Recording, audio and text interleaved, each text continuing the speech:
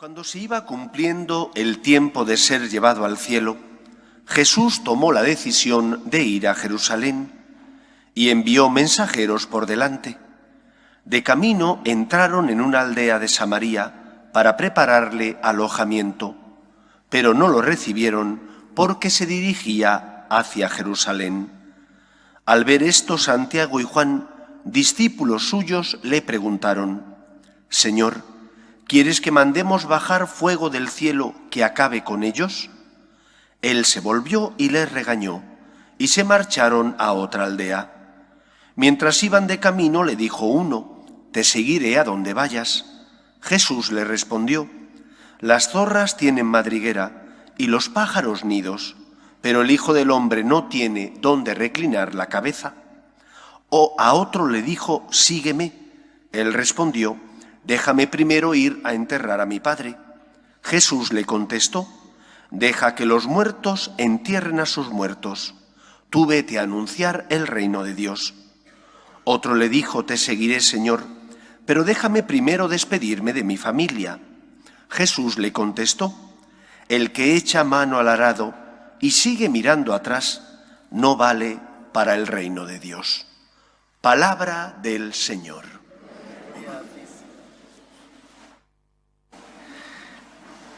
En ocasiones, para saber interpretar bien los acontecimientos que ocurren o los textos que se leen, es importante fijarse en las pequeñas diferencias que hay de matiz. De matiz porque no parecen aparentemente grandes diferencias, pero en el fondo son diferencias contundentes, que hacen que la visión de ese acto cambie totalmente. Hoy, tanto las lecturas como el Evangelio nos hablan de la vocación, de la llamada del Señor. Pero esa llamada, esa vocación que Dios dirige a cada uno de nosotros, según sea en la primera lectura o en el Evangelio, es distinta. Porque en la primera lectura es el profeta Elías el que llama para que sea profeta a Eliseo. Mientras que en el Evangelio es el Señor el que llama, o es al Señor al que se ofrecen. Mientras Elías permite que Eliseo marche a despedirse de sus padres, el Señor no lo permite. Y aquí viene la gran diferencia. La diferencia está en quién llama y qué lugar debe ocupar en nuestra vida el que llama. Porque el que llama es Dios, nosotros tenemos que obedecerle. Porque no es un cualquiera, porque es el Señor y por lo tanto está en el primer lugar de mi corazón. La respuesta ante su llamada tiene que ser inminente.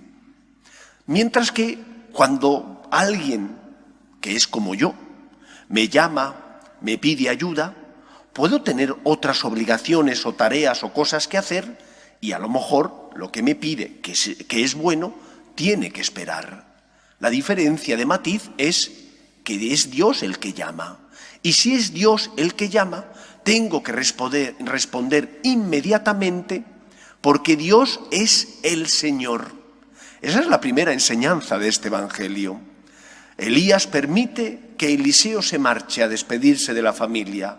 El Señor no permite que aquel que le dice déjame primero ir a despedirme de mi familia, lo haga. Porque Elías es un ser humano, Cristo es el Señor, el Hijo de Dios, el Todopoderoso. El pecado de nuestros primeros padres, de Adán y Eva, fue un pecado de soberbia. Instigados por el demonio, la Iglesia siempre ha enseñado que Satanás existe y que Satanás es aquel ángel caído, Luzbel, que se rebela contra Dios porque quiere ser como Dios y que después de perder la batalla contra Dios, Miguel es el que lucha diciendo ¿quién como Dios? Después de perder la batalla, él viene a la tierra a tentar a los hombres. Pues el pecado de nuestros primeros padres es el pecado de la soberbia, de querer ser como Dios porque Satanás les tienta y les dice: no podéis comer del árbol del bien y del mal porque si coméis seréis como dioses, y por eso el Señor os prohibió comer de ese árbol. El pecado consiste en considerar a Dios como mi adversario, o el adversario de los que están a mi lado. Y no es así. El Evangelio de hoy, la Escritura, nos enseña que Dios es el Señor. Pero que Él sea el Señor no implica que nosotros no tengamos libertad. No implica que porque tú ames y sigas al Señor, eso vaya o redunde en no beneficio, sino en quitarle a los demás algo que le podrías dar. Al contrario, Dios es el garante del derecho de los demás. Dios no compite con tu familia, como no compite contra ti mismo. Dios es el que garantiza tu verdadera libertad y por lo tanto la seguridad y la justicia del que está a tu lado. Estando Dios en el primer lugar de nuestro corazón, respetando los derechos de Dios, respetaremos también a los que sufren y pasan por nuestro lado. Respetaremos los derechos de las personas con las que compartimos nuestra vida. ¿Qué nos enseña, por tanto, el Evangelio de hoy? Todos queremos una sociedad mejor y más justa. Entiendo que es así. No puede haber una sociedad justa si no se parte de la defensa de los derechos de Dios. Si no respetamos a Dios, ¿cómo vamos a respetar al que está a mi lado? Hace unos días, gracias a Dios, el Tribunal Supremo de Estados Unidos ha dictaminado que el aborto allí en Estados Unidos no es un derecho. Es algo por lo que venimos luchando en la Iglesia desde hace muchísimos años. Defender los derechos del no nacido, porque el no nacido es una persona. Desde que es concebido ya es persona y por lo tanto esa persona tiene que ser respetada. Si no respetamos los derechos de Dios, tampoco respetaremos los derechos de las personas. Si no respetamos los derechos de las personas, no puede haber paz ni justicia en nuestra sociedad. Por eso, el Evangelio de hoy viene a sentar las bases del equilibrio y de la justicia, tanto en nuestra vida, como en nuestra familia, como en la sociedad. Dios es el Señor y tiene que ocupar no cualquier lugar en tu vida, tiene que ocupar el primer lugar en tu corazón. Pero que Dios ocupe el primer lugar en tu corazón no significa que no quepan también los demás. Que Dios ocupe el primer lugar garantiza que tú vayas a respetar los derechos de los demás. Porque si respetas a Dios, podrás respetar también a los demás. Pero si no respetas a Dios, que es el Señor, no encontrarás motivaciones para perdonar al que te ha hecho daño, para dar una nueva oportunidad al que se ha equivocado y sus tropiezos te afectan a ti, para ser generoso con el que necesita que compartas tu tiempo o tu dinero o tus dones y valores tanto morales como espirituales. Respetando a Dios, todo queda en equilibrio. Dios no es tu competidor, al contrario, Dios es el garante de tu libertad y por lo tanto de tu felicidad. Por eso envió a su Hijo al mundo, para pagar Él la deuda contraída por tu pecado y de esa manera restablecer en ti aquello que el pecado original te había quitado.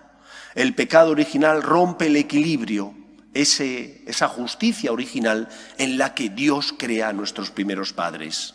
Ese pecado original rompe ese equilibrio, pero el amor de Dios, hecho carne en Cristo, restablece ese equilibrio enviándonos a su Hijo Jesús, que paga la deuda contraída por nuestro pecado y que nos injerta en la vida divina, haciéndonos hijos adoptivos de Dios Padre. Da, por tanto, en primer lugar, el lugar que le corresponde a Dios en tu vida, que no puede ser cualquier lugar, tiene que ser el primero.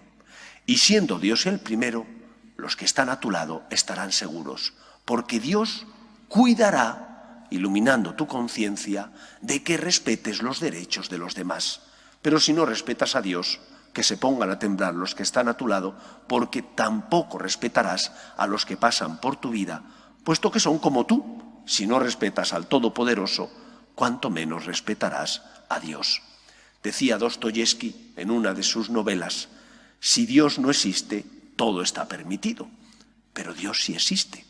Es el Señor y Creador de todo, y por lo tanto nosotros que nos hemos encontrado con Él tenemos que aprender a darle no cualquier lugar, sino el primer lugar en nuestro corazón. En segundo lugar, destierra esa imagen de que Dios compite con los tuyos. Dios no compite, Dios ama. Y porque Dios ama, solo desea lo mejor para ti. Por eso ilumina tu corazón, para que hagas el bien y evites el mal. Por eso es importante que cuando nosotros escuchamos lo que el Señor nos dice, seamos obedientes, hagamos caso a lo que el Señor nos pide, porque el Señor lo que nos pide, nos lo pide por nuestro bien. ¿Cómo Dios va a querer tu mal si envió a su único Hijo por ti? Si permitió que subiera a la cruz y derramara su sangre para salvarte, ¿cómo no te va a amar? Aquello que te pide, aunque tú no lo entiendas, te lo pide por tu bien. Fíate de Él. Y cuando no comprendas, cuando no entiendas por qué el Señor permite algo negativo o doloroso en tu vida, mira la cruz de Cristo. Porque cuando contemplas la cruz de Cristo, entonces entiendes lo mucho que Dios te ama. Recuerda que Cristo se queda en la Eucaristía, encarcelado bajo las apariencias del pan y del vino, para encontrarse contigo y ser tu alimento. Tienes pruebas para creer. Lo que tienes que hacer es no olvidar los momentos de luz, que son aquellos momentos donde has sentido el amor de Dios, donde has experimentado la cercanía de aquel que es el Todopoderoso, pero que se hace pobre y pequeño para cargar con nuestra cruz y consolarnos. Démosle a Dios el primer lugar en nuestro corazón. Fíate de Él. ¿Cuántos problemas de fe en personas que aparentemente tienen fe? ¿Por qué? Porque a lo mejor su fe está mal construida. Está basada en que solo vienen para pedir o cuando tienen que pedir. Y yo no tengo que venir solo cuando tengo que pedir. Yo tengo que venir porque hay alguien que me espera, que es Dios, que me ama y que me quiere, y necesito corresponderle. Y cuando no comprenda los planes de Dios, los momentos difíciles de la vida, como María, me fiaré de Él. María es modelo para nosotros. María no entendió tampoco los planes del Señor cuando le dijo aquello de que iba a ser la madre del Salvador. ¿Pensáis que ella entendió en su conjunto en qué consistía aquel plan de Dios? Y cuando su hijo está en la cruz, después de haber sido perseguido, de haber sido masacrado, ajusticiado injustamente, ¿pensáis que María entendió? María no comprendió los planes de Dios, pero le habían enseñado sus padres, que eran judíos y que habían vivido la fe en Yahvé, la fe del Antiguo Testamento, que Dios es fiel, es el Señor y cumple siempre su palabra. Y aunque ella no entendía por qué, se fió de Dios. Cuando tú no comprendas por qué, fíate de Dios. Mira la cruz de Cristo. Si le has dado ese primer lugar en tu corazón, aunque no comprendas, como dice Pascal, el corazón te dará razones que la razón desconocen. El corazón te dará fuerzas para confiar y seguir lo que el Señor te dice, aunque a veces no comprendas sus planes. ¿Por qué lo haces? No porque comprendas a Dios, sino porque sabes que es el Señor, que Él te ama y que te puedes fiar, porque Dios cumple siempre su palabra. Que nuestra fe esté basada en que hemos conocido al Señor. No es un cualquiera, es el Todopoderoso. Se merece el primer lugar en mi corazón, se merece también que me fíe de Él, aun cuando a veces no comprendo sus planes. En esos momentos, la obediencia ante aquel que entregó su vida por mí para recuperar la nuestra. Que el Señor nos ayude. Nos ponemos en pie. Del 1 al 5 de agosto, la parroquia tiene una tanda de ejercicios espirituales para personas adultas y familias, aunque puedan venir con sus niños. Los niños estarían haciendo un campamento, mientras que los papás estarán rezando. Tendrá lugar del 1 al 5 en la casa que tenemos cerca de Riaza, en la montaña de Segovia. Aquellos que queráis información, Susana os la facilita. Y del 3 al 10, si no me equivoco, de septiembre, los jóvenes de la parroquia están organizando el Camino de Santiago. Aquellos jóvenes que estén interesados también pueden pedirle a Susana la información necesaria. El Señor esté con vosotros y la bendición de Dios Todopoderoso, Padre, Hijo y Espíritu Santo, descienda sobre vosotros. Podéis ir en paz. Pedimos a la Virgen María que proteja a nuestras familias. Dios te salve, Reina y Madre de misericordia, vida, dulzura y esperanza nuestra. Dios te salve. A ti llamamos los desterrados hijos de Eva. A ti suspiramos, gimiendo y llorando en este valle de lágrimas. Ea pues, Señora, abogada nuestra, vuelve a nosotros esos tus ojos misericordiosos y después de este destierro, muéstranos a Jesús. Oh clementísima, oh piadosa, oh dulce y siempre Virgen María, ruega por nosotros, Santa Madre de Dios, para que seamos dignos de alcanzar las promesas de nuestro Señor Jesucristo. Amén.